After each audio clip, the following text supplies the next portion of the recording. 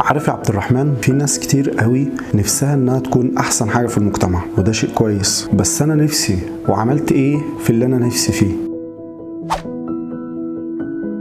انت نفسك انك تطلع احسن انسان في المجال بتاعك، وممكن في مجالات مختلفة، بس هل انت اجتهدت؟ هل انت عملت؟ انت عمال تحط ظروف حواليك وتقول الظروف هي اللي فشلتني، انا مش ناجح بسبب الظروف، بس هل انت حاولت انك تقاوم الظروف دي؟ حاولت انك تعدي من الظروف دي؟ هي دي المسألة المهمة.